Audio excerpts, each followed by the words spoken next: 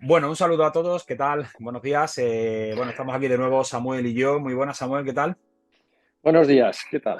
Pues nada, Con un día brillante. bueno, aquí en Sevilla igual, ¿eh? Después de esta semana pasada de lluvias y tal, hoy está haciendo un cielo que Justo. no es normal. Bueno, pues vamos a darle otra vez caña a los mercados. La idea es hablar en una primera parte, Samuel, de cómo está la actualidad macro, qué es lo que él ve que está encima de la mesa. Y luego hablaremos también de fondos y ETFs. La semana pasada hicimos un pequeño webinario gratuito para la gente de la newsletter, de la comunidad.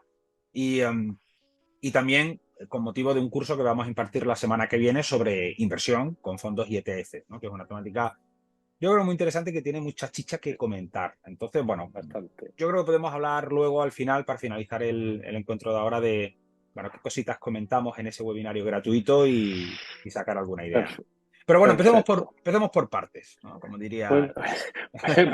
ya que el destripador, ¿no? Vamos Exacto. a empezar por partes, ¿no? Bueno, Bueno, cómo ves el mundo? a ver cómo veo el mundo. Yo lo que te voy a decir es lo que teníamos esta semana de datos macro que nos puede hacer alterar los mercados. Aunque, sinceramente, a priori tampoco es que haya nada que nos altere, pero ya sabes que esto, pues, como no tenemos la bola de cristal, puede salir por cualquier sitio. No estamos pobres de datos macros, tenemos algunos en esta semana. La primera que tenemos en Estados Unidos es el miércoles, el PMI manufacturero. Los PMIs miden la actividad del sector privado. Ah, este índice está disminuyendo desde el dato presentado el 24 de noviembre. Está por debajo de 50, eso indica recesión, aunque la previsión es que de esta semana alcance los 48 desde los 47,9, es decir, bueno, una Joder. pequeña expansión, pero pequeñita, ¿no? Y además, si recordamos el libro Base de la semana pasada, que estábamos hablando de las 12 secciones que tiene la Reserva Federal, y el libro Base coge todas esas zonas, pues en 8 estaban más o menos igual, en una había un declive y en 3 había un pequeño avance, o sea que tampoco es que haya nada nuevo bajo el sol, ¿no? El que sí que sale también es el PMI Servicios. Eh, sí que está algo mejor, ¿no? Está bastante mejor. Es verdad que hemos estado viendo durante todo el año pasado que el PMI, que los servicios han estado mucho más fuertes que las manufacturas, pero bueno, ahí está, ¿no? Entonces, la última vez que se situó por debajo del 50 fue en febrero del año pasado, o sea que en ese caso seguimos fuertes. Está en 51,4, no está en recesión, ¿no? Aunque se espera una ligera caída a 51, es decir, volvemos a estar más o menos en la misma, ¿no? Los inventarios de crudo también salen y es un dato que puede mover mucho. Es un dato que es curioso porque todas las reservas están bajas, todas las reservas están bajas, excepto la de China, que está haciendo un movimiento similar al del año pasado y es que está acumulando el petróleo como si no hubiese un mañana. Como decía por ahí algún analista, dice, no sabemos si tienen datos que nosotros desconozcamos. Es verdad que lo único que está haciendo es algo que le salió bien el año pasado, fue llenar sus reservas de una manera brutales y además con precios de derribo de muchos de los países que tienen problemas, entre ellos Rusia, ¿no? China, aunque produzca petróleo, es insuficiente, está consumiendo del orden de 18 millones de barriles diarios, ¿eh? Aunque tampoco se espera que aumente mucho más la demanda porque en China están de capa caída, ¿no? Entonces sí que en Estados Unidos sí que en Estados Unidos siguen bajos, ¿no? Entonces, bueno, pues sigamos ahí. De momento, esta semana no tenemos ningún riesgo geopolítico así gordo. Bueno, Que sepamos. depende, que sepamos, ¿no? Porque en el caso de los ataques que la semana pasada sí que podían preocupar porque alcanzaron algún carguero, los misiles, ¿no? Y luego los ataques que hizo Estados Unidos e Inglaterra, ¿no? A las bases hutíes, pues eso nos podía haber hecho algo fuerte. En el caso de Hamas, en el caso de Israel y Hamas, pues siguen ahí, siguen descubriendo y destruyendo túneles. Y el que era preocupante fue el misil de Pakistán a Irán. Pero bueno, parece que de momento tampoco las cosas parece que están calmadas. En el riesgo geopolítico yo incluso podría decir que Ron DeSantis se ha descolgado del ticket de republicano, ¿no? Y va a apoyar a Trump. O sea que las bolsas yo creo que se están poniendo en modo Trump. Cosa que eso puede llegar a tener algún problemilla, ¿no? Sobre todo por el tema de gastos, porque probablemente dejaría a Ucrania de la mano de Dios, ¿no? Ya están teniendo problemas y probablemente tengan más. Y ya sabes que Trump es American First, ¿no? Es decir, volver otra vez a fortalecer la economía desde dentro. El jueves también hay algo de pedidos de bienes duraderos que no vienen bien, ¿no? Y esa previsión, si se cumple, pues lo que va a hacer es afectar de manera negativa al dólar, ¿no? O al dólar un poquitín más bajista. Hay también PIB trimestral, el jueves, del cuarto trimestre. El GDP Now marca un 2,4. Eso significaría que sigue fuerte la economía americana, ¿no? Aunque solo sea por el lado de los servicios, sigue fuerte. Y eso, evidentemente, a los mercados les va a hacer cambiar su euforia, ¿no? Es decir, ya vimos la semana pasada que las probabilidades de bajada de tipos que se cifraban en marzo, al principio de la semana pasada, en un 70%, al final de la semana pasada estaba en un 56%. Es decir, que en la próxima reunión de la FED de dentro de 9 días, evidentemente no va a haber ningún tipo de cambios, y los que sí que proclamaban que la siguiente en marzo habría cambios, parece que han bajado casi veintitantos o treinta y tantos, un 50%, al bajar de un 75 a un 56 es bastante, o sea que no se cree que vaya a haber una bajada tan evidente. Cuidado también con lo de las bajadas, porque en el caso de Estados Unidos la FED no suele tocar los tipos de interés cuando hay elecciones. Claro. Por no tratarlos de temas políticos. Entonces, ¿cuál podría ser una estrategia? Porque claro, bajarlo los van a tener que bajar. Han dicho que los iban a bajar. El dot plot estaba ahí. ¿Cuál podría ser una estrategia? Pues que en junio o julio haya una bajada, ¿no? Y luego ya en el mes de noviembre, que las elecciones son el 5 y la reunión de la Reserva Federal ya estaría después de las elecciones, pues que en noviembre y diciembre hiciese otro ajuste. No veo otra porque es que si no se quedarían, si lo hiciesen más allá de julio, en agosto, septiembre, ya estarían metiéndose en las elecciones y podrían influir un poco en ellos. Eso en Estados Unidos, es decir, no hay grandes datos, sí que los hay, pero tampoco es que sean una cosa que nos definan, ¿no?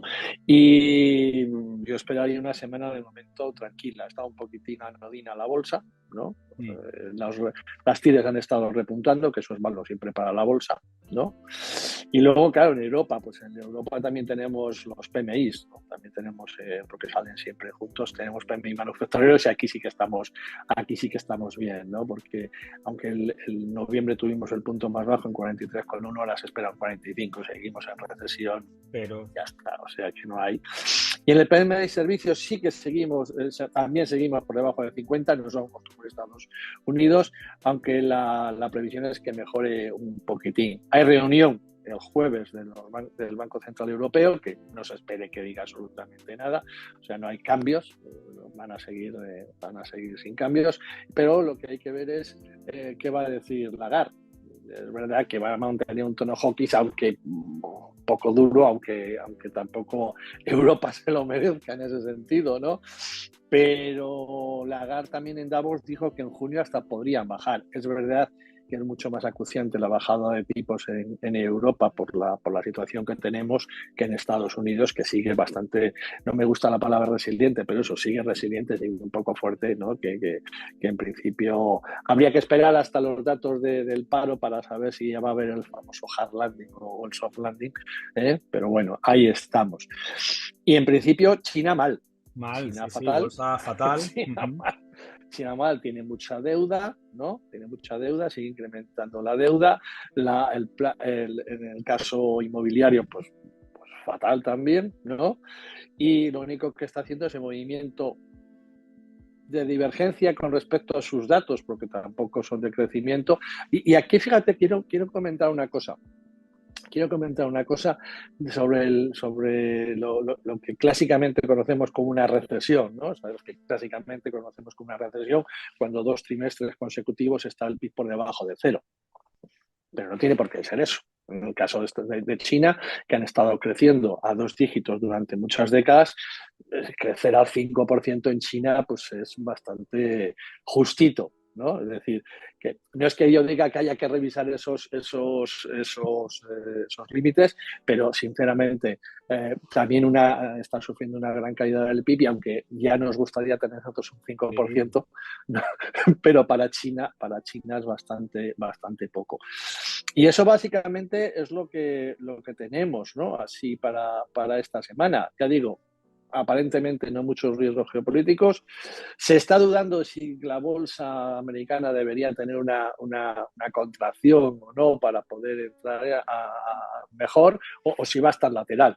Ya digo que no hay datos para decir una cosa ni la otra y me imagino que también podrías indicar algo, ¿no?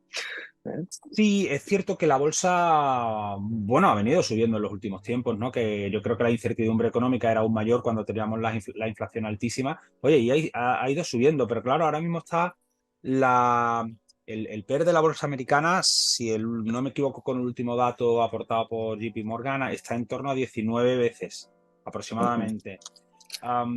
Claro, eso es una rentabilidad aproximadamente del 5%, cosas así, ¿no? Aproximadamente.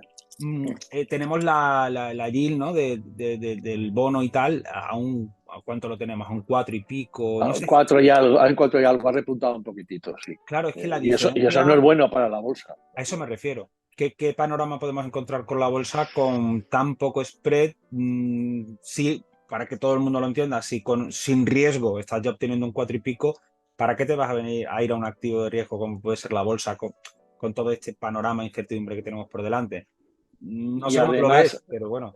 y además con las valoraciones que tiene la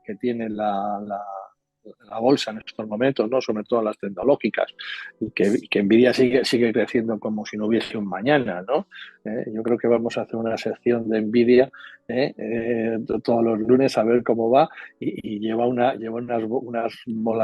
rentabilidades bestiales, ¿no? Y estamos a inicios del año. Veremos a ver si mantiene un 23,84 en lo que va de año, quiero decir. No sé si tiene mucho sentido este tipo de valoraciones. 23,51 en lo que va de año. Bueno, Y ahí ahí está. es lo que hablábamos. Al final el mercado está descontando expectativas, ¿no? De todo lo que va a seguir creciendo en el futuro, pero nos llegamos Sí, a situaciones como la que vivimos de múltiplos altos de las Nifty 50, de las .com, de la que hemos vivido ahora exacto. también recientemente con el sector tecnológico, que bueno, que excepto estas 7 que siguen tirando para adelante, ¿hasta qué punto tiene sentido estar pagando valoraciones tan Tan altas, altas? ¿no? No, Tan llama la altas. atención. Yo no creo que sea prudente, pero la tendencia es así. Estoy mirando ahora mismo el gráfico del SP 500 y es que tira para adelante, es que ya está rompiendo Sí, máximo. ¿no? Que sí, que O sí, sea que, que, que- que aparentemente no hay nada que haga tirar hacia arriba, pero bueno, ¿cuál es el pues PER ahí de está, ¿no? Nvidia ahora mismo? Lo voy a mirar, no sé, Pues lo no, miro ahora no, mismo. el 78,55. O sea, 78,55 el PER, que no deja de ser un múltiplo sencillito. Lo que está diciendo el mercado es que espera, bueno, está pagando en 70 años, espera recuperar la inversión, ¿no? Siempre que todos los beneficios Ya, por supuesto, si lo mantengan, ¿no? tenemos Pero claro. 70 años, no sé, la verdad es que llama mucho la atención. La única manera No que sé. sostiene es porque efectivamente esperan que el crecimiento de las ventas y de negocios Sí, sea a ver, extraordinario y realmente el tiempo de a, recuperación sea menor. a ver, Pero este es un growth puro y duro, porque no tiene rentabilidad por dividendos apenas, pero sinceramente me parece que por mucha tecnología que tenga y mucho avance, está avanzando demasiado y ya sabemos que si subes mucho, la caída será probablemente un es, poquitín es que ese más dolorosa. ese es el tema. El problema de crecer tanto o de que se esté pagando tanto por el negocio es que cuando viene la corrección viene de manera muy abrupta. Entonces, entrar Claro, en una valoración muy exigente puede hacer que en los próximos 2 años estés perdiendo un 50 o un exactamente, 60%, si no más, exactamente, aunque luego sea una gran compañía y se asiente en el exactamente. mercado y siga generando negocio. Pero bueno, sí, está claro que las 7 magníficas están distorsionando mucho el mercado, pero bueno, tiran de la economía, ¿no? Como leía el otro día también, es que hoy día nos levantamos y utilizamos el iPhone. Que tiene Sí, y tecnología que tiene procesadores de Nvidia. Vemos sí, Netflix, exactamente. No, y compramos por además, Amazon, es que está en nuestro día a día. Además, Nvidia lo que tiene fuerte es que los procesadores que tienen se utilizan mejor para la inteligencia artificial que no los procesadores normales que conocemos, ¿vale? Sí. Pero bueno, ahí andamos. Ahí ¿Vale? andamos. Bueno, todo esto va un poco, lo voy a hilar al segundo bloque que teníamos pensado, porque claro, invertir en activos concretos, una acción concreta, una empresa concreta, tiene el riesgo no sistemático, ¿no? Que se le conoce en el argot, ¿no? Que si tú tienes toda tu cartera con un valor, como ese valor te vaya mal, te quedas sin dinero. Eso mucha gente lo ha experimentado pues, porque invertía o compraba acciones de su propia compañía o de su propia empresa y de pronto Sí, se encontraban que habían caído un 40% y que realmente no tenían nada. Entonces, una manera prudente de invertir es diversificando, ¿no? Y eso te claro. permite no solo bueno, proteger un poco más tu patrimonio, sino llegar a temáticas o a tipologías de inversión donde de una manera individual o con activos concretos es mucho más complicado, ¿no? Y ahí es donde entra en Mm. juego todo ese universo de los fondos, ETFs, etcétera, que yo, como decía en el seminario que dimos el miércoles, creo que son una de las grandes revoluciones de la industria de las últimas décadas,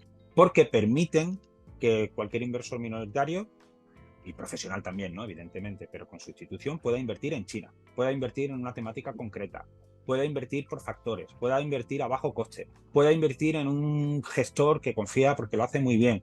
Todo eso con un coste de fricción mínimo, ya con herramientas tecnológicas, a comisiones, que van ahí también a abrir un debate. O sea, me parece que es una gran revolución, pero dentro de todo ese universo hay también una literatura que conocer y tiene sus características. Bueno, del seminario que dimos el otro día, ¿qué es lo, porque lo llevaste tú sobre todo, qué es lo que quisiste transmitir? A ver, lo que quise transmitir primero es que lo que tú dices, hay que diversificar y además me da igual que sea gestión activa que gestión pasiva, y además lo que estaba comentando, gestión pasiva como tal, es a ver, siempre que tengo que elegir un índice ya estoy haciendo una cosa activa, o Sí, sea que pasivo, ¿no? Pero entonces, hombre, sí que es interesante tener esa diversificación, sí que es interesante trabajar con las dos metodologías, gestión activa con gestión pasiva. Es verdad que estuvimos viendo que hay informes como el ESPIVA que nos dice que la gestión activa no bate a los índices, pero también es verdad que dijimos que no batir a un índice no significa no tener rentabilidad positiva. ¿No? Pues ya si el Standard & Poor's está subiendo un 15 y mi fondo sube un 14, pues oye, pues bendito sea, que no está nada mal, ¿no? Entonces sí que es necesario tener las dos metodologías, tanto gestión activa como gestión pasiva. Es verdad que dijimos en el fondo que si tenías un gran capital, ¿no? Pues y a más corto plazo, pues te deberías ir a los fondos de inversión, porque aunque tengan unas comisiones mayores, sí que suelen ser activos. Y es verdad que conocemos a muchos gestores que sí que han batido, a ver, a muchos, a Ray Dalio, ¿no? A Soros, etcétera, que sí que tienen, a John Simmons, que sí que tienen unas buenas rentabilidades, ¿no? ¿Eh?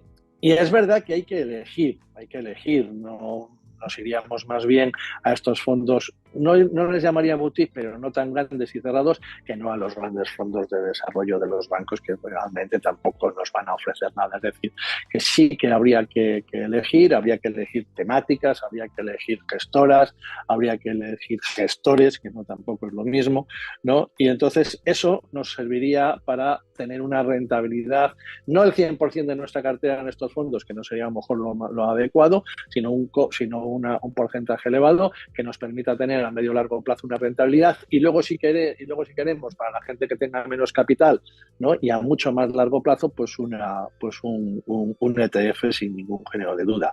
Y con esa mezcla que tenemos, pues en Socaire es lo que queremos, ¿no? El reducir ese coste de la cartera, ¿no? Y que estemos expuestos tanto a corto como a medio como a largo plazo en todos los sectores, ¿no? Entonces, a mí me parece muy adecuado tanto la gestión activa como la gestión pasiva y que deberíamos meternos más en ella porque yo creo que es interesante. ¿Tiene sus matices? Claro, evidentemente. Hay que conocer, y además lo que estuvimos hablando, conocer las estructuras de los ETFs, porque hay diferencias en un ETF que en un fondo. En un fondo sí que las acciones son tuyas, en un ETF las acciones no son tuyas. Es decir, cuidado, es que a lo mejor eso la gente sí. no lo sabe. La gente no lo sabe. Una de las cosas que tenemos buenas, y lo vamos a ver en el curso, es que yo puedo diversificar en cualquier tipo de activos con un ETF, cosa que con un fondo no está tan. tan desarrollado en ese sentido, ¿no? En ese sentido que en el caso de los fondos nos vamos más a renta variable o renta fija, pero no tanto a derivados, no tanto a commodities, que a lo mejor aunque eso los podríamos encontrar. Pero también podríamos encontrar diversificación en ese sentido. O sea que a mí me parece muy adecuado, debemos conocer los instrumentos, porque evidentemente conociendo los instrumentos vamos a saber cuál es el riesgo que podemos tener y sobre todo yo creo que lo importante es que cada uno sepa cuál es su horizonte temporal, eso también lo dijimos en la charla, ¿no? Cuál es su horizonte temporal, cuál es su riesgo a asumir y cuáles son las necesidades u objetivos. Planificación financiera para que luego no nos llevemos a engaño y como tratamos a algún cliente que tiene necesidades a corto, pues no le vamos a meter en un instrumento a muy largo plazo porque sinceramente le estaríamos destrozando, ¿no? Claro. Sí, yo con respecto a la diversificación, yo creo que la diversificación al final es un seguro contra la ignorancia, de alguna manera. Y Sí, todos tenemos que asumir que somos, bueno, algo ignorantes en todo porque no lo podemos controlar en un mundo social como es los mercados financieros, ¿no? Que depende de acontecimientos humanos, etcétera. Pues bueno, hay que intentar protegerse. Pero claro, una diversificación inteligente, no es solo número de activos. El otro día con un cliente que me hablaba, no, es que me han dicho que este fondo es mejor que el otro porque este tiene 1.600 empresas y el otro tiene 1.800. Hombre, a ver no hay ya diferencia en términos de eficiencia de diversificación entre 1.600 y 1.800, eran dos índices mundiales, ¿no? Hablamos de descorrelación, buscar elementos también de factores, cosas un poquito, a ver, más sofisticadas, entre comillas, pero que no son difíciles y que se pueden y que pueden mejorar el rendimiento de una cartera, sobre todo en base a lo que tú hablabas, a los objetivos de cada uno, el horizonte temporal, la personalidad, todo eso se puede diseñar, ¿no? Y ahí hay evidentemente mucho debate, que estuvimos el otro día charlando. Yo estoy también de acuerdo con que la gestión o inversión pasiva no existe como tal, ¿no? Siempre no, estás no tomando, existe. no invertir es una decisión activa, o sea, no estás Totalmente. invirtiendo implícitamente a una tasa de retorno anual del -2-3% en el mejor de los casos, que sería la inflación, ¿no? La Pero, inflación, pero bueno, sí, exacto. todo el mundo yo creo que en el argot se entiende, ¿no? Esa manera de invertir muy diversificado, de bajo coste, en determinadas economías o sectores, etcétera, que te dan ese punto. Yo también me gusta mucho el gestor boutique. Hay gestores boutique malos y gestores boutique buenos. Pero el gestor boutique, que es normalmente un gestor más chico, ¿no? Que no gestiona como las grandes entidades, tiene otros incentivos, ¿no? Tiene el incentivo de momento de ganarse esa reputación de gran gestor y cuida bien lo que hace. Normalmente invierte su propio capital dentro de su propio fondo. Exacto. Tiene un contacto con los partícipes más cercanos, que a veces que el gestor de una gran entidad o lo que sea, oye, sin desmerecer a nadie, ¿no? Vamos a ser políticamente correctos. Pero a mí sí que me gusta ese gestor boutique porque cuando tú notas que hay un tipo que tiene una buena estructura de ideas, que además cuida bien lo que hace y que sus intereses están puestos contigo, están alineados porque tiene su dinero, vuelvo a lo que tú decías. Si en el futuro él ha conseguido un 8% de rentabilidad, un 7% y el mercado un 10%, a ver, desde un punto de riguroso, pues no ha sido eficiente, ¿no? Y se le podría criticar. Pero yo al final, como partícipe, pues creo, me siento agradecido, pues porque por el camino he tenido, pues, primero el potencial de haber ganado más, que nunca se sabe, lo podría haber hecho mejor. Segundo, esa cercanía, esa explicación. Estamos hablando de muchos gestores boutique que los llamas al móvil, tienes el WhatsApp o tienes un contacto directo por email y te responde él, no un equipo de analistas o de comerciales, ¿no? De ese site. Entonces, no Pero, sé, a mí eso me gusta, pero ¿no? Es un tema también. fíjate que el problema del fondo de inversión, y eso lo veremos, es que es su política. Es decir, siempre tienes que estar invertido, siempre tienes que estar largo y dices, ostras, espérate, que es que a lo mejor no me interesa. O sea, cuidado que en ese sentido el fondo de inversión decimos, es bueno, sí, pero en momentos alcistas, pero en momentos bajistas, cuidado que tengo que estar ahí. Mm. Y prefiero un fondo cerrado que no un fondo abierto, porque si hay un fondo abierto y me entran, no sé, 40 millones de suscripciones tengo que comprar aunque esté el mercado cayendo. O sea que también eso es muy ingrato, ¿no? Entonces, bueno, pues todo ese tipo de cosas hace que si conocemos los instrumentos, pues tengamos más capacidad para poder invertir. Y luego la fiscalidad, no nos Sí. olvidemos de la fiscalidad. ¿no? Y hay que entender que un ETF no es lo mismo que un fondo de inversión. O sea, pues todas esas cosas yo creo que las vamos a ir comentando, ¿no? En el curso, y que Eso creo que es es. interesante que la gente tenga esos conocimientos. Quería cerrar el encuentro de hoy con esa pequeña cuña de publicidad, ¿no? Que es el curso que vamos a realizar la semana que viene, lunes, martes y miércoles, curso concentrado en 3 días, hora y media, 2 horas de sesión cada uno, o sea, es decir, en 5 o 6 horas.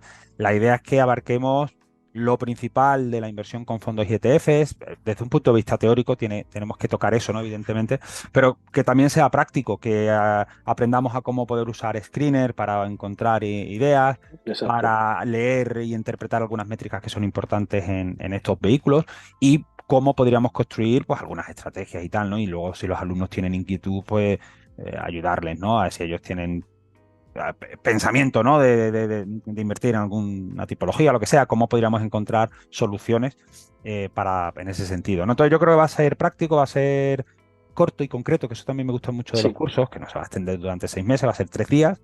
Lo grabaremos, lo pondremos luego en el campus para que lo puedan revisar siempre que quieran. Y yo creo que, bueno, va a estar bien, ¿no? Y allí estaremos dándole caña y si salen temas adyacentes de debate y de reflexión y tal, pues los trataremos sin ningún tipo de problema. sin ningún tipo de problema. Bueno, pues poco más, Samuel. Otra semanita más. El viernes nos vemos en Madrid. Vamos a por la semana y que no nos depare cosas raras, que no estén, iba a decir el cisne negro, pero bueno, ya el cisne negro ha habido muchos cisnes negros, pero al menos que nos quedemos como estamos, ¿no? Pero eso Al que menos nos que nos quedemos, quedemos como estamos. estamos ya en una edad que con que nos quedemos como estamos ya, yo ya me conformo. No quiero Más más que novedades. suficiente. Espero que sí. Bueno, Samuel, buena semana y Pues buena venga, semana a hasta la todos. semana que Muchas viene. gracias a Chao, todos. hasta Chao, luego. chao. Adiós.